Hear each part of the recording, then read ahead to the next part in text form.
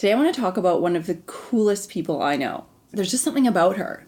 She's a writer and she writes absolutely beautifully and she's so wise. And she's a model and is absolutely gorgeous. And she uses her beauty to talk about things that she cares about. She just knows exactly what she wants and she knows how to get it. She just makes things happen in her life. So I wanted to find out a little bit more about how did she get like this. So she invited me over the other day and we were talking about her childhood, and I don't know what I was expecting, but it's almost like I thought for someone to be that confident and that, sure of herself, she must have had like tons of support growing up and maybe things were easy. And so she learned that she could, believe in herself or something like that. But what she actually went through as a kid was so intense.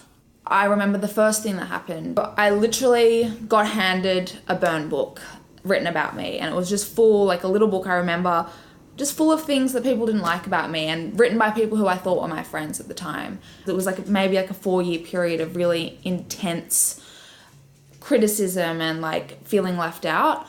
I watched as friends that I'd known for years sort of started hanging out with different people and run away from me at lunchtime or say something about my hair or my plaits or that I was pasty, criticizing my dance and everything that I do that is so me. These are all things that you can't change. It really hurt me because it was like, if I'm being bullied for who I truly, truly am, I must be just completely unlikable. So, all those things that I love about her, like how bold she is and how much she puts herself out there and how different and unique she is, kids hated those things about her. So that's what they attacked. So how on earth did she get through that and not just totally crack under the pressure?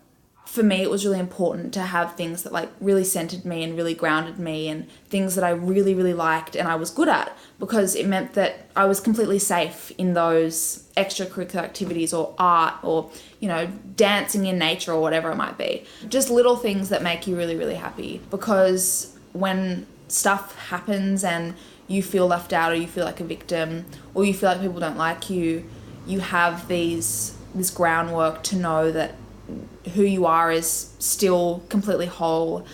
Okay, so I'm trying to imagine what this must have been like. Everyone she knows is bullying her.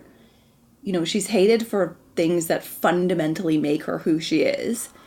And instead of, crawling into a corner and just crying until the end of the school year, which is probably what I would have done, she picks herself up and decides to build on her strengths. And the most amazing thing about this is that she doesn't look at this experience of bullying as a negative.